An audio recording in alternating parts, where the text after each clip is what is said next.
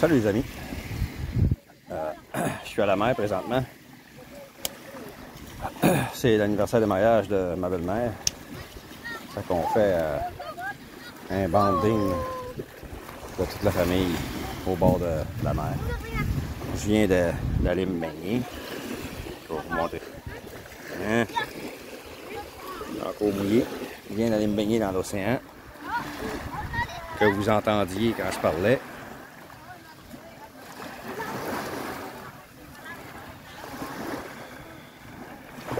C'est ça que je peux voir à tous les matins si je veux.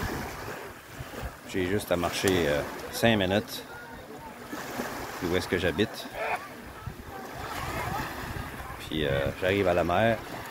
Je peux me baigner dedans tous les matins si je veux. Puis à toutes les 4h, 4h30 l'après-midi. Le soleil n'est pas trop chaud. Aujourd'hui, il a fait très chaud comparativement aux derniers jours. Puis, on a eu beaucoup de pluie. Vous voyez, même dans la saison des pluies, mon dernier vlog, j'étais sur ma terre, puis ça faisait 2 jours qu'il mouillait. Il y avait de la pluie torrentielle, puis c'est nuageux, mais il pleut pas.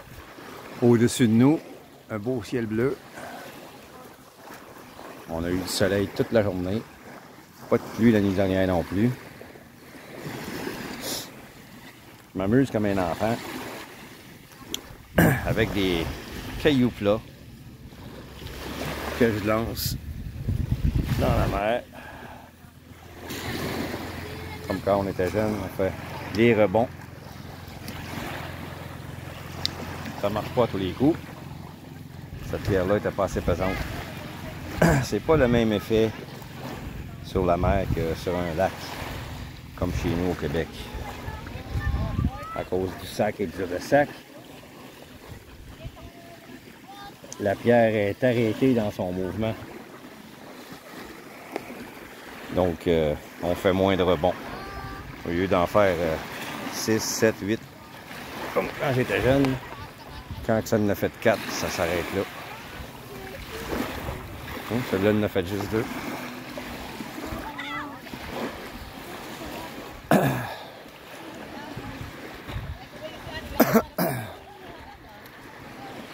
Ouais, une réunion de famille.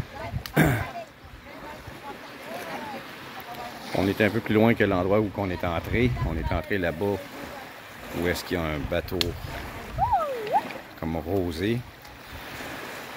On est venu ici parce que c'est la seule place qui a un endroit pour mon beau-père. Depuis son ACV, il y a un peu de misère à marcher. J'ai dû le porter une partie de la marche au bord de la mer. Quand on est arrivé, le soleil était trop chaud pour lui. On l'a fait marcher au bord de l'eau. Mais vu qu'il ne marche pas souvent, malgré tous les efforts qu'on peut faire pour le convaincre, il y a une TV, alors il reste assis devant la télé puis il marche pas. Donc, à moitié du chemin, il était fatigué de marcher. Je l'ai porté jusqu'ici. On l'a assis en bas parce qu'il ne peut pas monter en haut. On va essayer de trouver un moyen de le faire monter.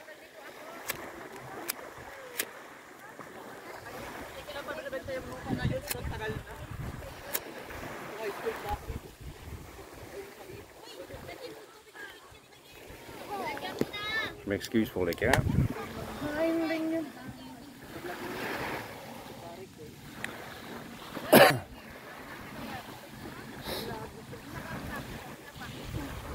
J'ai trouvé plein de coquillages que j'ai donné à ma femme. Elle était contente. J'en ai même trouvé certains que j'avais jamais vus. Je suis venu plusieurs fois à la recherche de coquillages. J'en ai trouvé 2 gros que j'avais jamais vus avant. Je lui ai donné. Mais elle m'a dit, tu les mettras dans ton aquarium que tu vas fabriquer. Ils vont mieux aller là que sur une étagère ramasser de la poussière. Ah. OK, merci.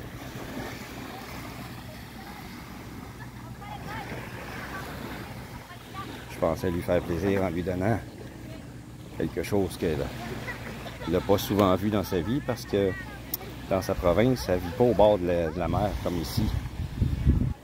La mer est à environ 15 minutes de chez eux, mais tous les accès sont bloqués, c'est tous des terrains privés. Les gens qui ont ces terrains-là, ben, ils élèvent soit des moules, soit qu'ils installent des filets pour faire de l'élevage de tilapia en plein océan, ou de milkfish. Ce sont deux sortes de poissons très populaires qui se vendent beaucoup dans les marchés publics. Donc certains utilisent la mer en face de leur terrain pour faire de l'élevage, pour avoir des revenus. Donc la mer n'est pas accessible vraiment aux gens qui habitent dans sa province, Batahan. Pas dans la partie où elle habite. Il y a d'autres parties de Batahan où c'est pas le même océan, c'est l'océan de Chine de ce côté-là. Et puis à certains endroits, la mer est accessible. Mais là encore, dans cette partie-là, il y a une ville qui s'appelle Morong. Et puis il y a beaucoup de resorts au bord de la mer dans cette partie-là. Donc là aussi, l'accès à l'océan est restreint. Et les endroits où ils peuvent y aller, c'est bondé. C'est bondé de gens. Ici, c'est beaucoup plus agréable. La mer est accessible à tous, partout. Vous voyez, tout le long, je vais vous montrer, tout le long, jusqu'à l'autre bout, à la pointe qui est là. L'océan est accessible à tout le monde. Surtout à l'autre bout là-bas, parce que là-bas, il y a un endroit qui s'appelle White Sand Beach. Il y en a qui vont dire que le sable est plus blanc ailleurs. Oui, bien sûr, parce que ça fait plus longtemps à ce ailleurs-là que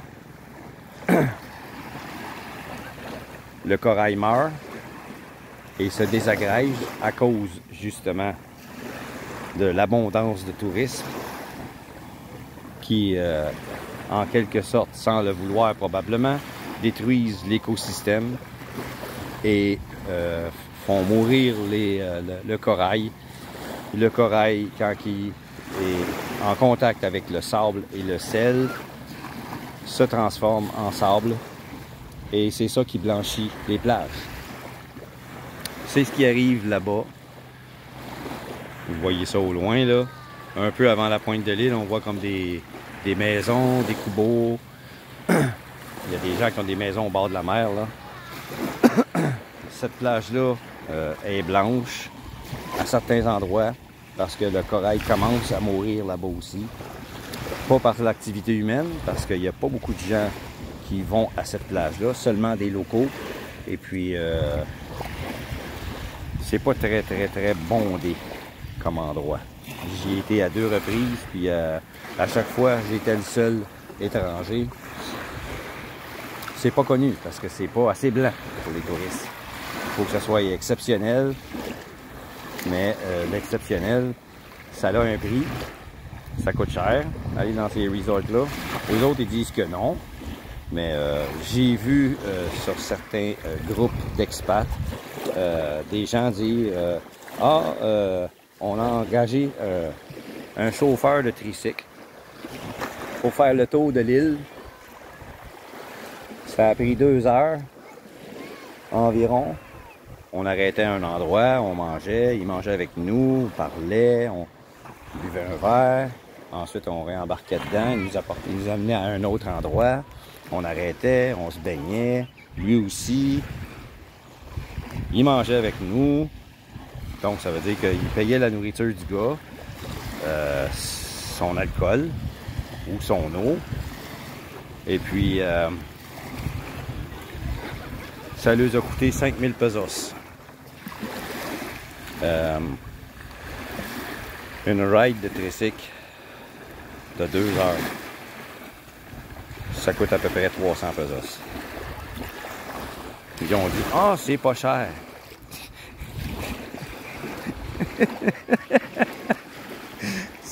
M'a fait rire. Quand je leur ai dit que moi, pour la même ride ici, avec un gars du coin, il ferait la même chose en 2 heures, j'y donnerais 1000 pesos, il danserait. Eux autres, ils donnaient 5000 pesos au gars, puis ils le recommandent. Ils vont donner son numéro de téléphone à d'autres qui vont venir. J'ai dit, au prix que tu l'as payé, là, il devait rire encore. Quand vous êtes parti, là, lui, il riait. Parce que ça a pris 2 heures de son temps. Il a fait le salaire de presque un mois. Il s'est retourné chez eux, puis il s'est sous la gueule. Il est allé fêter. Il est allé fêter ça. Il doit avoir payé la traite à tout le monde dans le voisinage. Open house. Je paye la traite. Il devait être mort de rire, le gars. S'il fait ça à tous les jours, c'en est un qui n'a pas de problème à manger et à vivre. Payer ses comptes. Ce qui n'est pas le cas de tout le monde. Mais même à 1000 pesos, c'est pas cher. Puis un gars de la construction fait même pas ça par jour. Un travailleur de la construction ici, par jour, il fait 500 pesos. Quand il y a des cartes. Maçonnerie, plomberie, des choses comme ça. S'il y a une spécialité, il va faire 500 pesos par jour. Le chef de chantier, lui, il va faire 700 par jour. Fait que le gars de tricycle, qui va faire une ride de 2 heures, puis qui reçoit 1000 pesos, lui, il est mort de rire en esti.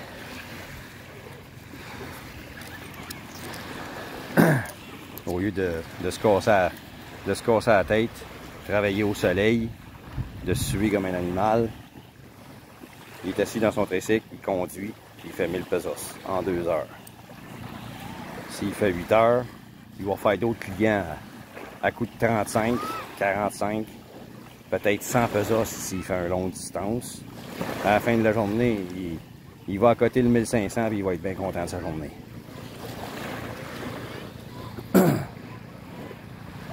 C'est pour ça que beaucoup de gars qui n'ont pas d'éducation ici se lancent là-dedans.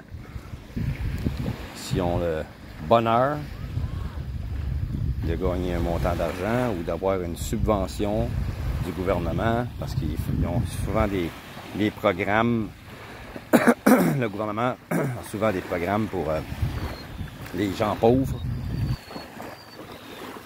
Puis quand ils arrivent avec un programme, admettons, on a 15 subventions pour des gens qui voudraient faire du tricycle comme profession. Fait que les 15 premiers qui arrivent, ils gagnent le gros lot. Eux autres, ils ont une subvention qui paye presque le 3/4 du tricycle. S'ils ont des économies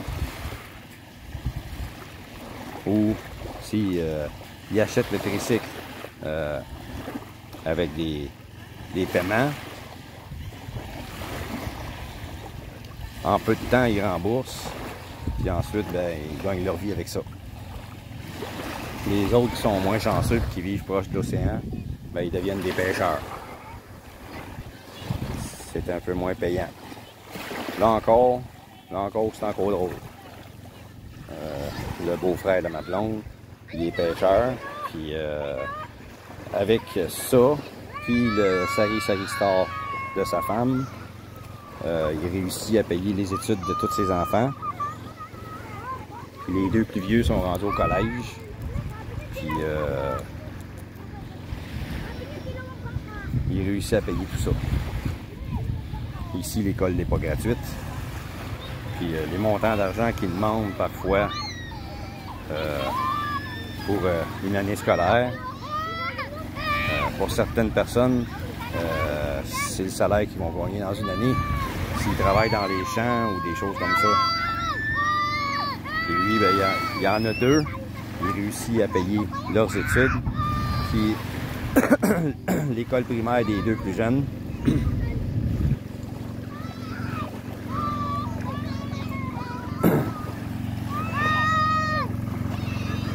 Donc,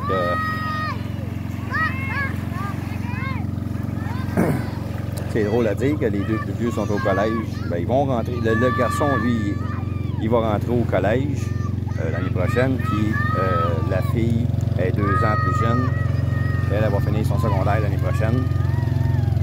Ensuite, elle va rentrer au collège l'année suivante. Les jeunes, ben, il y en a un qui est en 6e année. Puis la petite fille, elle est en 3e année. Il y a beaucoup de différences d'âge. Parce que, comme ça arrive chez nous, c'est une famille reconstituée. Lui, il avait des enfants. Le garçon, c'est pas son garçon à elle. La plus vieille, oui. Et les deux plus jeunes.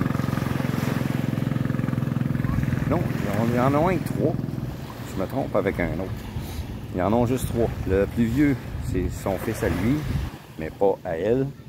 Puis les deux plus jeunes qui sont des filles. La fille a 16 ans. Puis la plus jeune, elle a 10, 11 ans. Il y a quand même une bonne différence entre les deux filles. Mais c'est les deux le même parent. Mais, tout ça pour dire que malgré qu'il soit pêcheur, puis qu'elle ait juste un Sari Star, ils réussissent à payer les études de tous ces enfants-là. Puis ils se débrouillent bien quand même. Récemment, la sœur à ma blonde a décidé de laisser entre les mains de son mari le Sari Star, même s'il pêche. En ce moment, les enfants sont en vacances d'été, donc c'est la plus vieille des filles qui s'occupe du Sari Star pendant que son père va à la pêche. Puis quand il revient, ben, il va au marché avec ses poissons pour les vendre. Ce qui n'est pas très long. Ces poissons sont très populaires parce qu'ils attrapent des sortes de poissons que d'autres n'ont pas, que d'autres n'attrapent pas. Ils en attrapent beaucoup. Ils les vendent pas très cher, donc ils vendent vite. Les autres sont pas intéressés à vendre ces poissons-là parce que c'est pas les plus payants à vendre. Mais tu sais, il y a une façon de penser des fois. Puis il y a ça, le gars, même s'il n'y a pas beaucoup d'éducation, il y a une façon de penser qui est, moi, ce que j'appelle la façon Walmart. Tu vends moins cher, mais tu en vends beaucoup. Ils sont milliardaires, Walmart. Lui, il a cette pensée-là. Il en pêche beaucoup. Personne n'en vend parce que ça se vend pas cher. Ils veulent plutôt vendre des poulpes, des calmars, du milkfish, qui se vend plus cher. Le tilapia à la fin, ça, ils les jetteront pas parce qu'ils sont quand même assez gros et ils font de l'argent avec. Mais les plus petits poissons qui se vendent pas très cher, eux autres, ils en vendent pas. Ils les rejettent à la mer. Lui, il attrape ça en quantité. Il arrive au marché. Tout le monde va les acheter. Ça se vend pas cher. Fait qu'il arrive au marché. Des fois, c'est un revendeur qui va dire j'achète tout. Il arrive, il vend, il revient. Il est parti à 1 heure de temps. Il revient les poches pleines. Il a vendu tous ses poissons. Là-dedans, il a attrapé des crabes dans ses filets, en même temps que les petits poissons. Il a attrapé du calmar qui se vend cher. Il a attrapé d'autres sortes de poissons qui se vendent assez cher. Pas dans les plus chers, mais...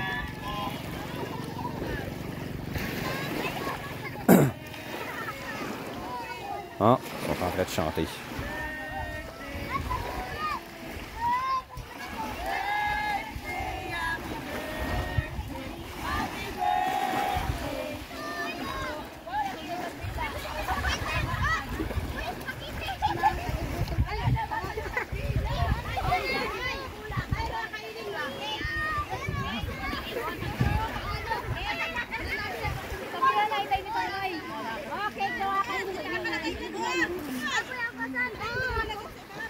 Happy birthday! Tapos mo mo.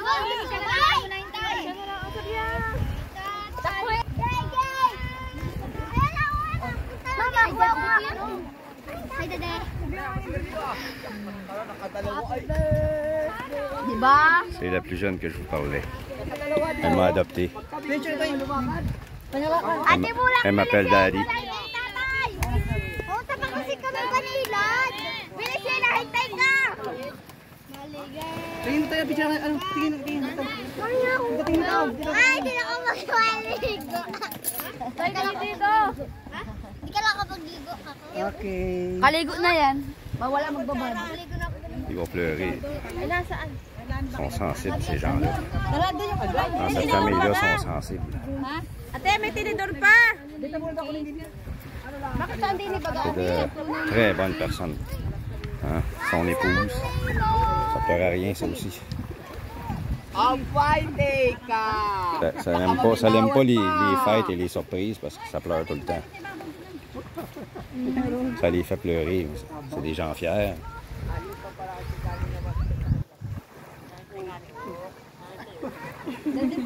Ay na. Happy birthday! Saan naman na itanalay na itayo. Hindi na nakakatakbo ako. Dalado yung ano. I'm making a vlog. You don't want to be in my vlog? Shy. Gawa ng pan para sa kami.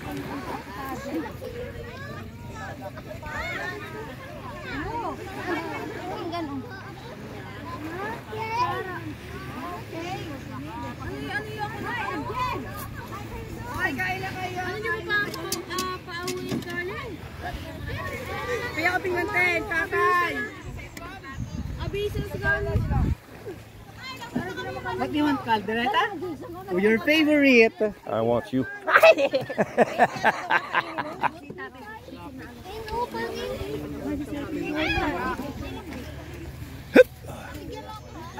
Puta kami ronso, lampas pa. In my pocket. Ay, ate, wait daw gusto niya. I will stop my vlog. I want to eat. Yeah.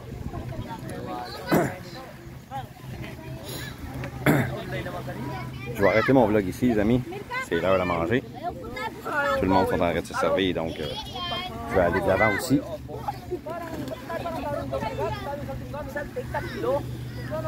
Faites une blague à ma blonde. Elle m'a trouvé drôle. Je vais vous laisser là-dessus. Ah, ça, c'est la sœur de l'autre. Lab! Happy birthday to you! Walang handa! Caldereta.